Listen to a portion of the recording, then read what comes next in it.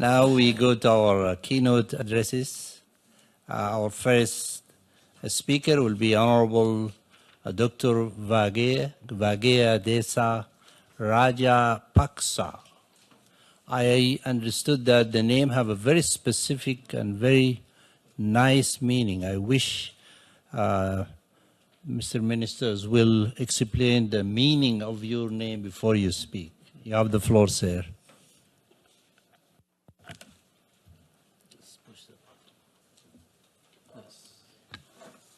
Thank you very much.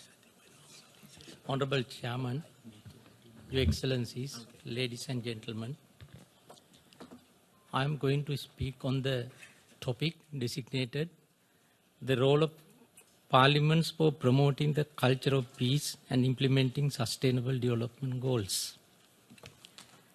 There can be no development without peace, and there can be no peace without development. Therefore, it is vital to understand the interlinkages between the 17 goals of the SDGs and its underpinning by goal number 16 on building peaceful, just and inclusive societies. Similarly, there can be no sustainable peace without the rule of law. In this regard, the essence of Sustainable Development Goal 16 to promote the rule of law is not only a self-evident objective but also catalytic to all the goals. For nearly 3 decades, Sri Lanka was unable to fulfill her true potential because our preoccupation was addressing violent conflict that tore at the very fabric of our nation. All our resources were drained to combat terrorism and violent conflict when these resources should have been used for human development. This changed in 2015 after terrorism was defeated and a new administration elected. In order to prevent violent conflict, the global community must focus on human development. We know that extremist groups actively target vulnerable and marginalized communities, children, minorities, women and girls. We have seen that those most susceptible to false ideologies and hate speech of violent groups are those who are most desperate due to poverty, lack of opportunity, and no foreseeable means for upward mobility.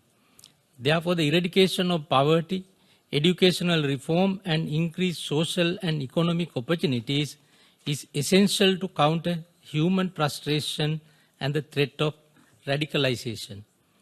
We must approach development at local, national, regional, and international levels and construct peace-building structures in new and innovative ways.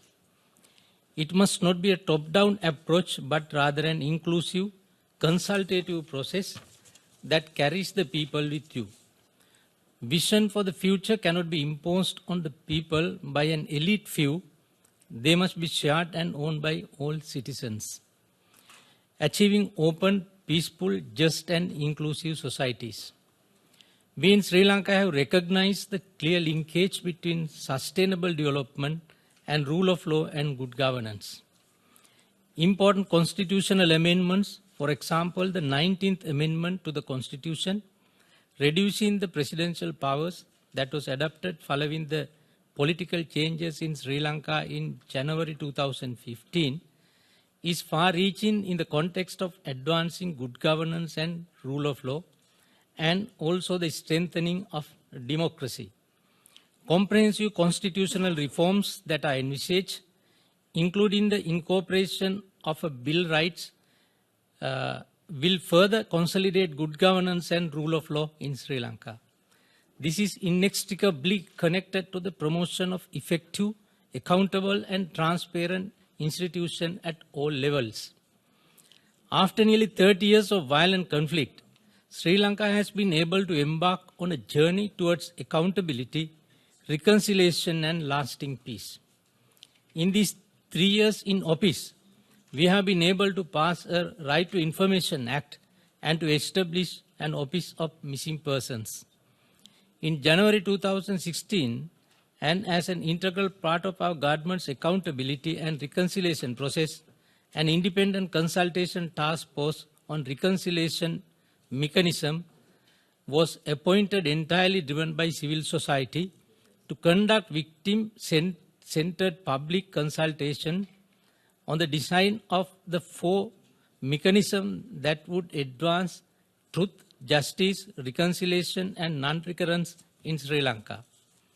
It is important to ensure that the main institutions of the executive, such as the public service and the police, remain independent, as well as the judiciary. To guarantee this, Sri Lanka established a constitutional council and set up independent commissions accountable only to the Parliament for human rights, the judiciary, public service, the police, bribery and corruption, etc. These are the fundamentals for creating an open society. Implementation of the Sustainable Development Goal 16 in Sri Lanka must be seen in the context of the post-conflict reconciliation in the country. To this end, Sri Lanka also established a separate ministry for the implementation of the SDGs.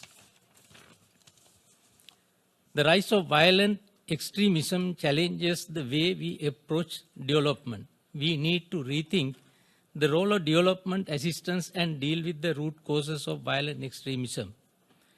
It is noteworthy that there has been at the United Nations a paradigm shift from countering violent extremism to preventing violent extremism, and that we are now focusing on causes rather than symptoms.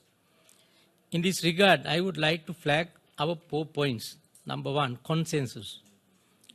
Consensus is important. Sri Lanka currently has a national unity government. 2 traditional rivals in Sri Lankan politics have come together, ushering in a culture of consensual politics and the return of centrists to power in Sri Lanka. In the context of post-conflict Sri Lanka, the formation of the national unity government was essential in obtaining the bipartisan consensus necessary to face the challenges of peace building and constitution reform. Number 2, engagement. It is vital to positively engage with the global community and the United Nations.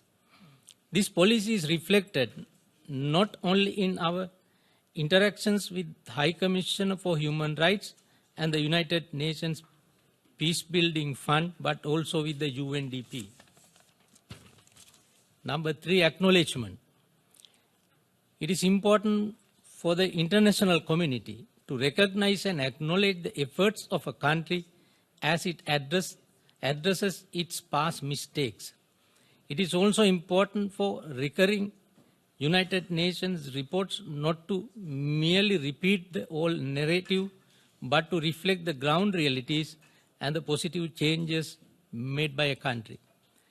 This raises the morale of the country and its people and closes the space for extremism to interfere with the legitimate peace initiatives of a moderate government. Number 4, inclusivity. The root causes of the conflict lie in the economic, linguistic, and social exclusion of groups. In order to build open, peaceful, just, and inclusive societies, it would be imperative to include women, youth, children, people with disabilities, and in particular minorities and groups in vulnerable situations. This inclusivity is enshrined in our post-conflict reconciliation process.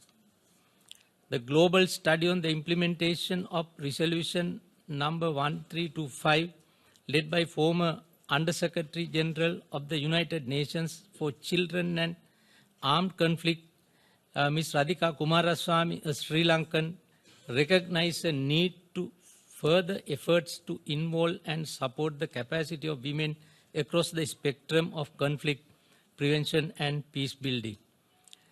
The world has recognized the importance of involving women in conflict prevention and peace building efforts. Successful peace building requires gender equality and women's empowerment. Development investments are needed to ensure that youth are provided more opportunities to contribute as a positive force for the reduction of violent conflict and the building of peaceful societies. Present-day youths are increasingly susceptible to false propaganda and hate speech. Therefore, the kind of development investments we make must be mainly at local levels. Improving schools, providing skill sets that will ensure a reasonable wage through vocational training institutions, providing career guidance and opportunity-based seminars and interactive discussions, providing counseling to those youth in the former conflict area are just some of the ways we can address these issues. It is also important to foster innovation and entrepreneurship, which can sometimes be difficult to do in traditional societies. Effective educational reforms. If we are to promote the culture of peace, we must begin with our youth and in our school. It is in this context that childhood development becomes an imperative part of the conversation in the path to peace and reconciliation that Sri Lanka now boldly treads. The understanding of mind, the Buddha in his wisdom said that, I quote, Pabassara midam bhikkave chittang tanhako agantukehi upakkilesi upakkile tam, I unquote. Which means, when a person is born, his mind is pure and free of defilements.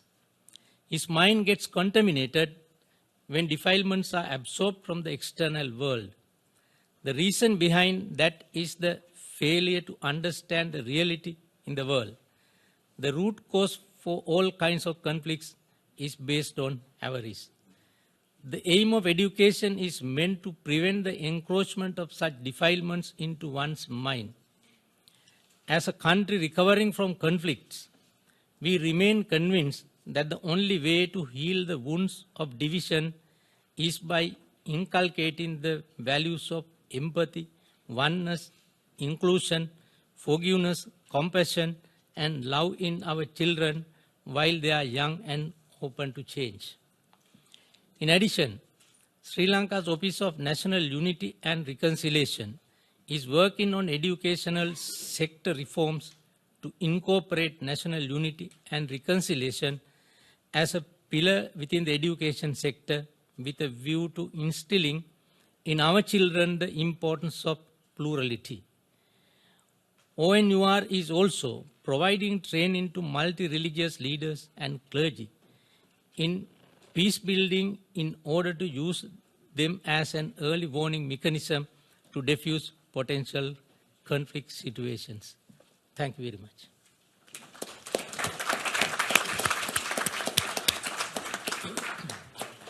Thank you, Honorable Minister of Higher Education and Cultural Affairs, Sri Lanka. They said in the real estate business, there are three things which are important. One is location, two is location, and three is location. For progress and development, also there are three words. One is education, two is education, three is education. Thank you, Mr. Paksa.